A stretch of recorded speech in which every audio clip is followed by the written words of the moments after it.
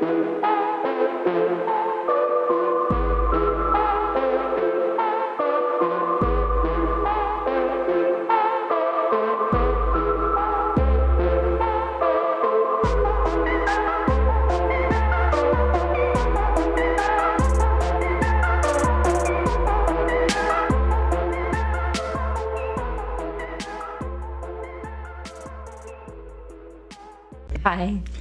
Hi. How's it going? All right. How are you? We could be better. You and me could be better because these mic problems are serious. We just need to get better mics. Yes, we do. Hint, hint. Please buy our merch because now we forced ourselves into having merch since we talked about it and then had to do it. So we did it. Mm-hmm. So check out Wicked Mysterious Co. on Etsy. That's right. We literally just made merch because we said we were going to and we had to. Yes. Yes. So please enjoy our bean shirts and yes. stickers. Our alien things. There's going to be so much more to come. Yes. And they are a little expensive, but we don't really control the price. We can only control the profit margin. So it's not really... Well, that's kind of controlling the price. It is, but like for the stickers, for example, they're like $5 and we only make $1. Yeah. So it's not like we are making a ton of money. Right. We're getting there. Yeah, and we're thinking about maybe making Patreon tiers and giving all y'all some t-shirts or some stickers. If we can get that going, that would be cool. Yeah, let's start off with giving away stickers before t-shirts. But yes. Yeah. I do love the crop tops. They're so cute. Those are a little more expensive, but that's because the cost to make them is so much more. I know, I don't get it. It's like there's less shirt, but it's more expensive. You know? I think it's the material, and I think it's probably because it's popular, but it all depends on like who makes it. So every shirt style is like a different manufacturer. So it like... Yeah. Anyway, that's behind the scenes on. Our regular shirts are jersey, so they should be super soft. I can't wait. I ordered one. I can't wait for it to come in. So did I. We'll take pictures in them. Yes, we will. Anyway, we didn't even say welcome. Welcome back to another episode of Wicked Mysterious. I'm your host, Danny. And I'm Katie. This is episode, what did I say, 16? 16. Wowie, we're almost at 20. Yay. And we're almost at 1,000 downloads. I know. That's super awesome. If we can just make it 1,000 downloads a month. Right. Oh my gosh. My job. Just kidding, coworkers. Big goals. Just kidding. Maybe kind of. You feel it. You feel it in your bones that we're gonna pop off. So yeah, pop off. Yeah. Take off. Yeah. No. I like pop off. This is fun. I wasn't making fun of you, sorry. No, that's okay. We're recording on a Friday morning right now, which is different for us. We usually record on Sunday evenings, so I have a little bit of a morning voice still. Sorry about that. It's all right. What do you have for us today? I have the Barney and Betty Hill incident. Yay! I love everything aliens, as everybody knows, but, there's a lot of alien abduction stories out there, but this is like basically the very first documented alien encounter, abduction history. I'm excited. History. I've heard of this, but I don't know it, so I'm pumped to hear it. That's so good. I know you'll be skeptical, I'm sure, and that's great because we need that. We need that balance. To some extent, you will be, I'm sure, when I give you details. Yeah, I already can tell what you're going to say. Well, like, I want to believe in this stuff, like that, the Upshur Bell. Like, starting off, I'm like, wow, this is so cool. But then the more research I do, it's hard for me to believe it. Just because there's no real... But then again, like I said in past episodes, I've seen stuff that nobody's going to believe, and I have no evidence, and I don't care, because I know what I saw, and I know what I experienced. But... Right, and, regardless, everybody has their truth. Regardless if this really did happen or not, this couple were extremely traumatized by something that happened, and that's their truth, you know? Cool. So, Let's hear it, and I'll refrain my skepticism. Yeah, so let's get into it.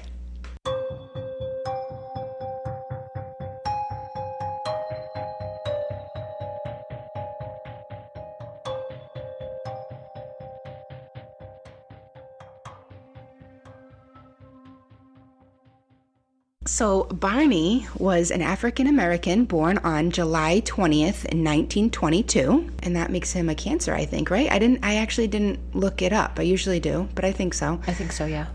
In Newport, he was born in Newport News, Virginia.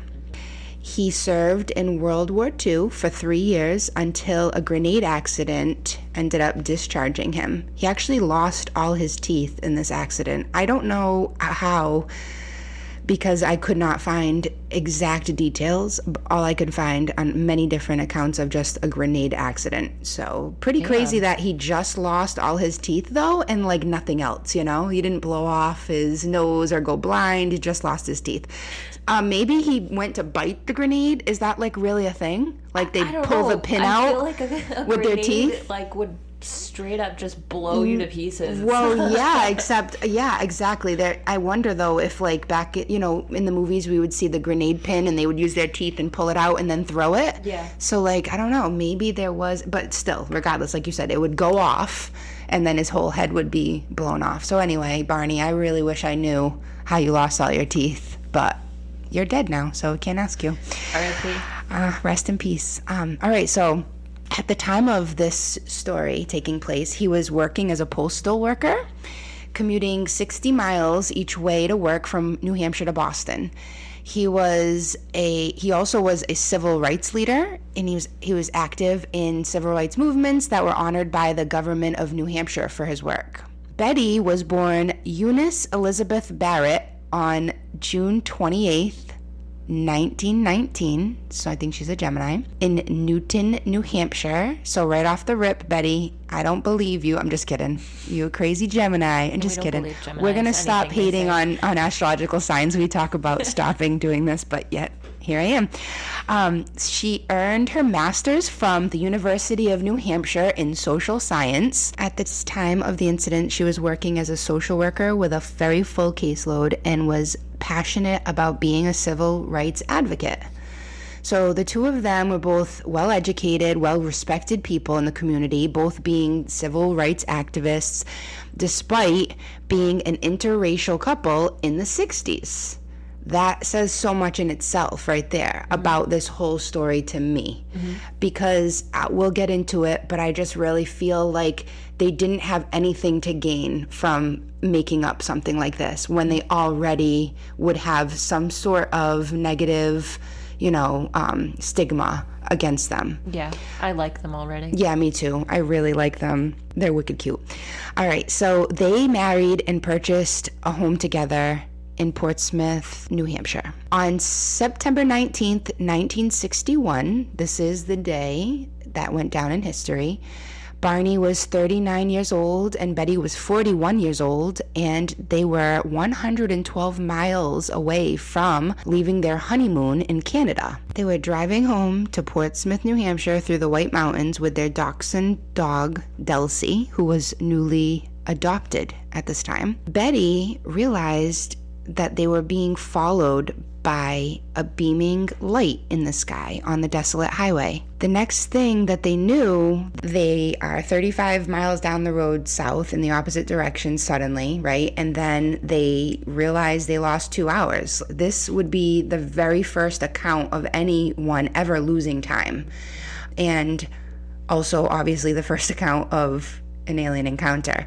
So that's why this gained so much national and even international attention, and became this historical event in our history. We should do an episode on lost time. Yeah. It's really interesting. It is really interesting. That's my biggest fear. I do that to myself all the time. Like, that's one of my intrusive thoughts. Really? Like, I'll be sitting in my car and then I'll be like, what if I just looked at the clock and it was 2 hours later and I had no idea what happened? How scared would I be? You're so funny. Nope, can't say I do. I do think ahead about things that could happen, but I don't really. No. You don't scare yourself for fun? No. Sometimes I'm like, wow, I would be such a good horror writer because the things I think up that scare myself. Yeah, it would be great. You ever see those memes that's like, I'm just getting juice in the fridge and then I think, what would happen if I closed the fridge and there was somebody standing there? You don't think like that? No, not really, no. Nope. Or being on webcam and seeing somebody walk up behind you, like a scary face or something. A ghost. Should get your right and juices flowing and start really jotting it down. Anyway, sorry. Yeah, no, that's all right. That's okay. So at first, Betty thought that this was a large star in the sky. And then she started to see it moving. So of course, Barney, he's driving. They're coming home from Canada. They just had a honeymoon. he just wants to get the F home, you know?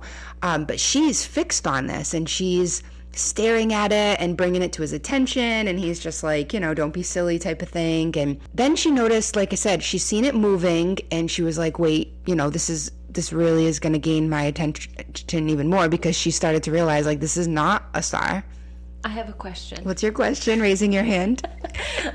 So at this point they hadn't lost the 2 hours yet? No, yeah. Sorry, the way I said that was... No, that's okay. I wanted to give like a little like quick little summary of like the bizarreness. So is the light behind them? It's right on the side of them. Okay. So, yep, it's beside them in the car. Got it. Well, she's in the car, obviously. They're in the car, and it's in the sky aside them. And it really just looked like a star at first. But then when it started to move, obviously, then she started to notice that there was like strange lights also emitting from it. It just wasn't just a plain star. Are you listening to me? Because you're eating an orange. Listen. I need you to look at me.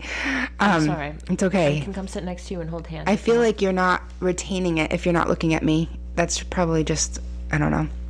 It's not true. I think I have ADHD. If you you do. don't notice, I'm always You have to be doing something. doing something with my hands. Mm-hmm. I'm listening fully present. It had weird lights. It was following them on the side. Yeah, she noticed it just had like more lights, you know? It wasn't just one. So she thought, okay, this could be a satellite. Betty had never seen a satellite before, so she was like, okay, it just piqued her curiosity. But then she starts to see that it's like moving erratically, and she's like, okay, this is not behaving as if a satellite would behave. So she begs Barney to take it serious and to get a good look at this thing.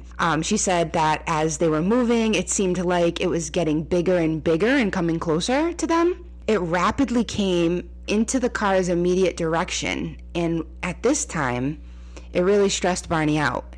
He realized, you know, he wants to get home, but that this is definitely not a satellite, and that something seemed to be almost stalking them out. It was behaving in like a zigzag pattern in the sky in front of them. Mm-hmm. It was moving in a zigzag pattern. And do you know where they were located at this point? Yes, they were 30 miles. Well, at the time of the encounter itself, they were 30 miles. Well, they were in Indian Head. New Hampshire? Indian Head, New Hampshire. Okay. And the light followed them for 30 miles total. So, you know, when they first seen it to when they had the encounter, it was 30 miles difference.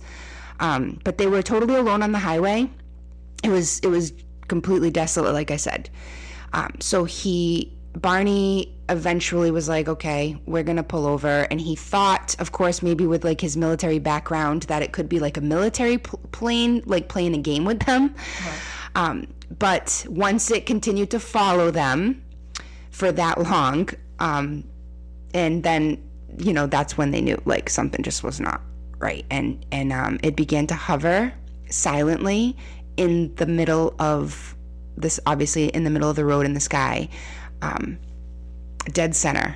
And it was about 100 feet above them at this point. Okay. When Barney says, okay, let's get out and get a good look at it. So Betty's like, great, I can take Puppy out to go pee, right?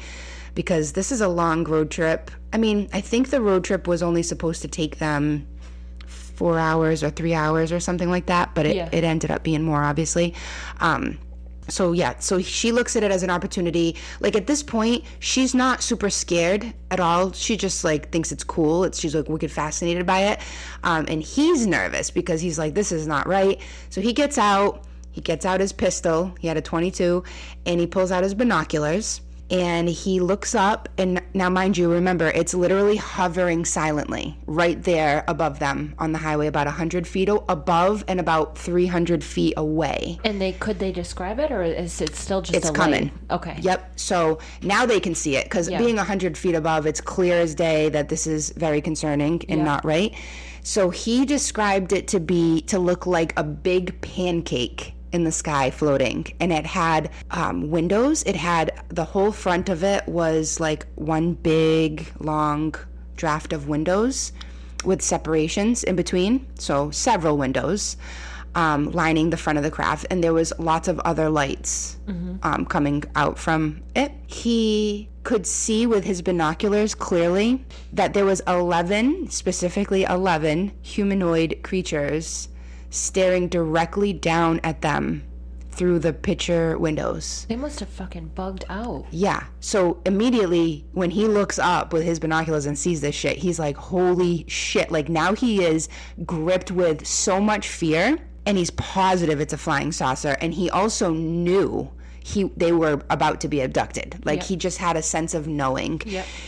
He also felt like subconsciously he was told to stay where he was. He couldn't validate it, but he said it came to his head like that, to stay where he was. But he knew, no, like, we're getting the hell out of here. So he starts yelling at her, like, let's go with the dog, get in. Like, she claims he was like hysterical, like laughing and also like scared, speeding as fast as he could away, saying they're going to abduct us, like, to her. Yeah. So he ends up trying to take a random road off the highway, probably to try to get away. And what can you do? You can't really, even hide exactly. at that When point. you're on a highway and it's above you, You're and the it's only car. and for 30 miles, like, you feel like you're being stalked at this point. Yep. Especially after seeing those humanoids like through the windows, right? Yeah. Oh my That's God. so insane. Yeah. He takes it's Route 3, actually. He took Route 3, and now the ship is still following them. Betty looks out the window. She doesn't see it. She doesn't realize, she thinks that they lost it, but then she looks up and she realizes it's literally been directly above them, keeping perfect pace with them the entire time. So now the ship is in front of them again, and it's stopped. And they claim that the last thing they remember was hearing a rhythmic sound of buzzing and beeping and feeling their bodies vibrating. And then Betty described it as if they fell into a trance and everything went black. So 17 miles from Concord, they realized they somehow traveled 35 miles south and had seemed to have lost 2 hours of time. So basically, the last thing that they remembered was their bodies vibrating and these buzzing and beeping noises. And then suddenly they were 17 miles from Concord, which is not the direction they were trying to go. And, 35 miles south. And they'd lost that time. So after the beeping and the buzzing, there was no memory at all as to, how they got where they got and why they were so far out in time. I have something to say. Yeah. So it looks like this occurred near Lincoln, New Hampshire. And that's one town away from where Maura Murray went missing. Interesting. Yeah, so to throw that out there. Indian Head was like the town that they were in, but then apparently the location of the actual encounter was Lincoln. Okay. So Indian Head and Lincoln have to be side by side. Yeah. Maybe it's not a town anymore, Indian Head. Oh. I don't know. Unless they're talking about like the actual Indian Head, like Old Man of the Mountain. Yeah, I don't know. I think it's a town. I'm not sure. Yeah. Yeah. But interesting though about that. There's definitely, I know this didn't take place in Quebec, but they were leaving Canada, and it's the most documented alien sighting area. So it's interesting to think like maybe they were followed literally all the way from Canada. I was looking to see how far away this is from where Stephen Kubacki was found, because we know that town where he was dropped off at from the UFO has a bunch of UFO sightings. Yeah. It's not really close though, but I mean it's still New England. Yeah, it's it not is that still far New away, England. but it's not as close as Maura Murray. Also, I remember like this seems to be like a theme with abductions, like seeing a light. Yep. being like, wow, what the hell is that? And then all of a sudden you can't remember the past 6 hours or however long. Yes. So very interesting. Yes. Very believable. And again, if you're skeptic, you might think, this is the first of many bullshit stories. But if you're a believer, then you might think that this story paved the way for other people to come forward with their experiences, because Absolutely. like you said, it is similar with the way they described the light and then no memory at all and losing time. Yeah. So finally they arrived back home, okay, and they were expecting just past 3 a.m. to get home, but they realized that the clocks said 5 minutes past 5, and they were baffled. They just couldn't understand how they got home so much later than they were supposed to. And don't forget, like, at this point, they do not know what the hell happened. They really don't remember anything. They both had a very serious uneasy feeling. And strangely, they felt compelled to leave all of their shit on the porch. Like, they were very suspicious of everything that happened, and they just felt like they should leave everything outside. Did they remember the little people at this point? No. Okay. Not yet. Okay. So they just, all of a sudden there's lost time, and then memory loss as well. Yeah. I don't know how they got there. I mean, I think Barney probably remembers seeing the guys in the window. I mean, I can't say for sure, because eventually they do, like, while they're home, they do talk. I'll get to that. And they like talk about what they remember together. Yeah. To see if they're on the same page. And they did. So yeah, they probably do remember the people. So they left all this stuff on the porch. They were very suspicious of everything that happened. They both just went in, they took long showers, and they just started to, settle back into home. But they both knew something really strange happened and that they shouldn't talk about it. Like, they really felt like they were going to be institutionalized if they didn't keep this crazy experience to themselves. So the next morning when they woke up, they noticed that their wall clocks were not ticking at all. Like, they had just stopped, and even their watches on their wrists were stopped at the time of the last time that they could recall, which was at 2 a.m. So very strange. They obviously didn't notice that the night before when they got home, or the morning before, or whatever. Barney noticed that his binoculars, which were very, like, precious to him, the strap was completely torn, like, off. And Betty noticed that her favorite dress that she had wore the night before was ripped in a bunch of places, and there was pink powdery substance on it. I just got chills. Barney's favorite dress shoes were all scratched up, like totally ruined, which obviously he would not do. Right. So they were putting the pieces together, very confused still, felt a little like jet lagged almost, and they went out to their vehicle to gather more of their luggage that they had left, and they noticed that there was a bunch of shiny circular spots all over the backside of their vehicle. Interesting, right? It's like such a detail that, like, if they were making up this story, like, hey, let's go outside and, like, buff some shiny circles into our car. Like, It's very weird, right? So Barney says to Betty, like, something happened last night. Do you remember anything? And to his surprise, Betty said, yeah, like, she did. And they decided they were going to draw what they saw. And Barney was hoping that they were going to be completely different and this was like a nightmare or something, but no. Eerily, they both drew very similar drawings of the beings. I forgot to mention too, at some point, Betty did get a look with the binoculars. In fact, she actually got a look first with the binoculars, which I don't know how that plays out, because she took the dog out, I know that, and then Barney is supposed to was asking for her for the binoculars, like, so yeah, I don't know how that played out. So I just Googled what their drawings looked like. You see them? And I have chills, like, yes, I'm so bugged out. Yes, it really resembles, like, the Greys, the aliens, the Greys that we know. But I have, like, chills all the way up, like, to my face. Yeah, the drawings are definitely very freaky, for sure. And that's not the first drawings or the last drawings that they would do. There's more to come for that. But yeah, so apparently they both drew what they remembered, or it might have not even been binoculars that she was remembering. Like maybe she just pulled it out of her memory from the encounter. Like maybe. Are you still looking at those photos? Yeah, I'll stop because I'm getting scared. Okay. So yes, they both drew aliens. They resembled gray aliens, and Barney was like, "Oh man, we're fucked." Basically, like there was so much more to this drive than we remember, really. So Betty calls her sister and tells her all about the encounter, and her sister says, "You need to call the U.S. Air Force about this."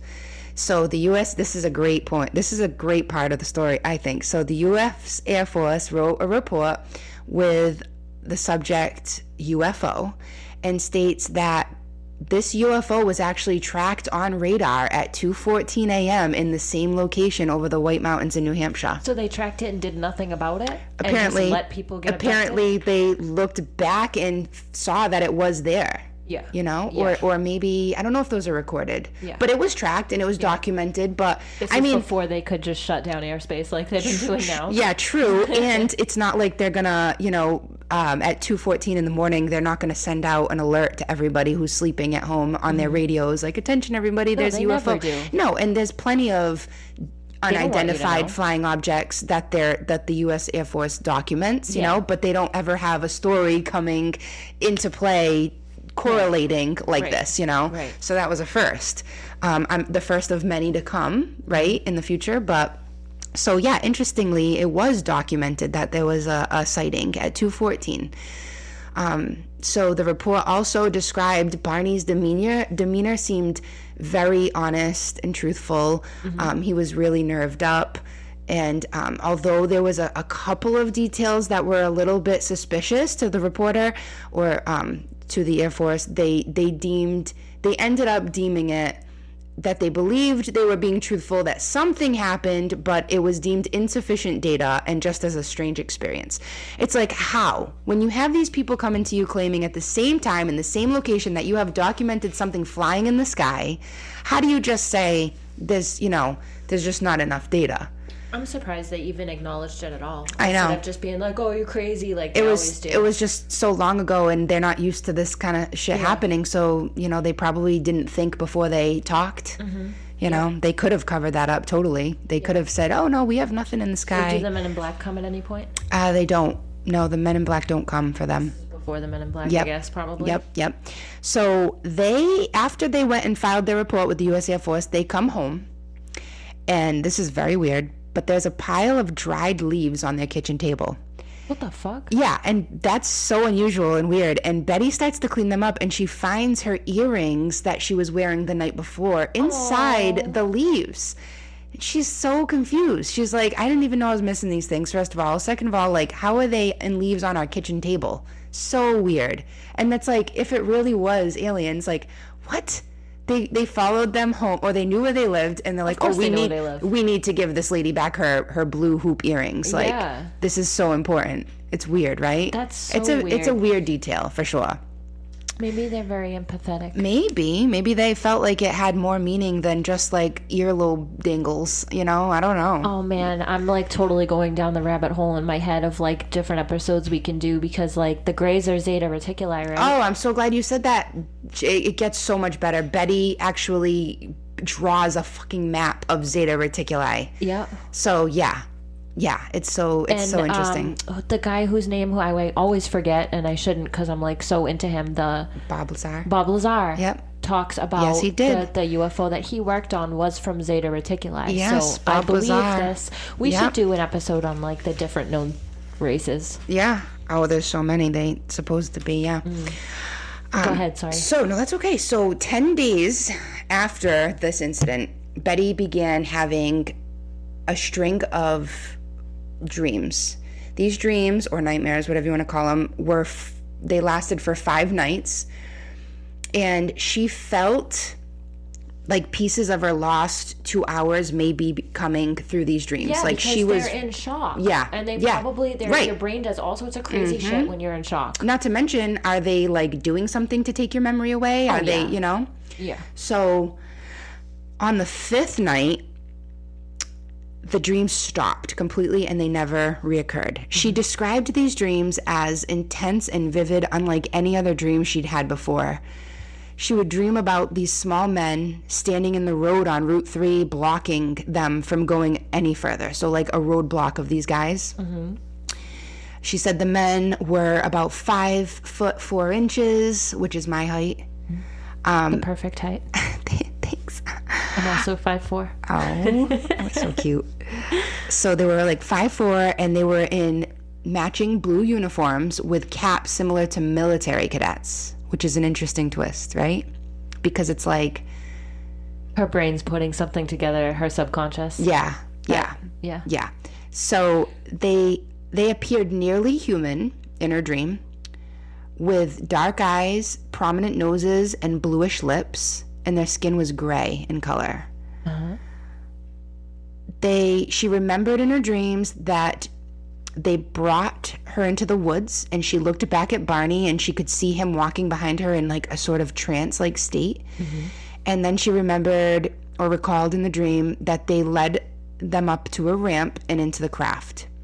She was then separated from Barney, and she was sat in a chair, and there was 2 men in the room with her. So one of them was a humanoid like figure, probably like the one she sees here in the blue uniform. Mm-hmm. And the other one was more of like an alien like figure. So there are 2 different beings in this room. One of them was introduced to her as the leader, and one was the examiner. Ugh. Yeah, it's really gross, right? And this is all telepathic, I'm sure. This is the dream. So actually, she claimed that the leader spoke English. Okay. To her, just straight up spoke English verbally. Yeah. But the other one was telepathic, and the English wasn't as good, like telepathic. So it's interesting. Very bizarre part of the story. I've found some accounts where not mentioning at all that they were different, and then some accounts were very, very adamant that there was 2 different beings on the ship. And it made me wonder, like, is it like humanoid, or maybe like what's that called, like crossbreed of aliens that they've created, right? Mm-hmm. Like if they're really taking humans. Well, a lot of abduction stories have to do with like pregnancy and egg harvesting and all that shit. Right. So maybe these are just beings that were what's the word I'm looking for? Like I keep saying crossbreed, halflings or something? Yeah, like those people. So anyway, remember this is still just a dream. Half-breeds. So this is a dream, but this is still a dream. This is what she's remembering from her dreams, and she's feeling like it's what happened. So she starts writing it down. You know, she's starting to get on top of it. Whereas Barney's not having dreams at all. Okay. He wants to forget. Yeah. He doesn't want to believe anything happened. Yeah, really. So much easier. Yeah, and she's just like all about it. Like she would be like us. Yeah. Be like, I was abducted, and like proud of it. Yeah. Like she seemed like she was more proud than scared. Barney was just freaked the hell out still. Yeah. So she remembers, or she recalls in the dream, she sees in her dream that this examiner tells her, like, you know, we have to separate you from your husband because it would just take way too long. Like we have to do this in separate things. So like, thanks, I need to get home, from my honeymoon here. Yeah. So everything was examined on her body. Like her whole body was examined. They were particularly interested in her like bone structure, and they took samples from her fingernails and cut her hair, and they took like a dull knife, and she said like scraped her skin onto what was described as like a cellophane piece of paper. Yeah. They looked at her in her eyes, and the worst part was the examiner took a long needle, and shoved it into her navel, which made her, she saw in her dream she was hysterical, like crying. And then once the examiner saw that she was in pain, he waved his hand over her, and she stopped screaming. Oh my God. In her dream. So this encounter that happened, they really kept it pretty quiet. They didn't tell anybody really. They told some family, and eventually they started opening up to like some church friends that they felt they could trust. But really, they were not interested in any monetization from this. They're just trying to cope with it. Exactly. They were not trying to become famous at all. Yep. So life went on. But Barney began suffering really horrible reoccurring migraines, sleep disorder, anxiety, PTSD. He actually eventually needed a leave of absence from work. It was that bad. He was just a wreck. And also, he was suffering from a stomach ulcer that would not heal despite all of the conventional pharmaceutical therapies that he was given. So he was suffering, and Betty suffered nothing, nothing medical at all. He was just all of a sudden, I mean, we don't know for sure if this is directly related, but it might just be stress. It could absolutely be stress, because whatever happened to them was so stressful to him that this all could come from stress. You're right. Yeah. The headaches, the sleep disorder, your headache can come from not sleeping, Yep. But he just wasn't coping. Migraines too. Stress related sometimes. Yep. And the only thing when they really tried to think about it was they could only recall, the last thing they could remember was men in the road blocking them. So they did remember that eventually. Like, they could recall that part. That wasn't just a dream. And maybe actually there are some theories that Betty voiced her dream to Barney about the roadblock, and then Barney kind of took it on as memory, even if it really wasn't. Confabulation. Yes. No, I don't think so. So I don't think that's what it is. Yeah. So that they just couldn't get past that. They tried so hard to remember it. They would actually even go back once a month to this location, which is ballsy AF, because I'm telling you, if I was this fucked up and scared from an experience, the last thing I'd be doing is going back to that location. That's probably the difference between these two, because she's able to talk about it and cope with it and integrate it into her experiences, and he's probably getting sick because he's fighting. Yeah, he doesn't want to even cope with it, right? Well, he wants to, but he wants to get it out of his mind, but he's still willing to go back and try to remember. Yeah. But after no luck of several attempts to go back, they decided that they were going to go under hypnosis. So they visited Dr. Benjamin Simon, who's in Boston, and he interviewed them separately and together and started 6 months of separate hypnosis sessions. Dr. Simon used hypnotic regression, a process where they're put under a trance and persuaded to recall memories not of their conscious mind. Barney and Betty both had very dramatic and emotional recollections of their experiences, both crying and screaming at times, Betty much worse than Barney, as she claims she was being hurt by the beings, and that's probably when they were sticking the needle in her stomach.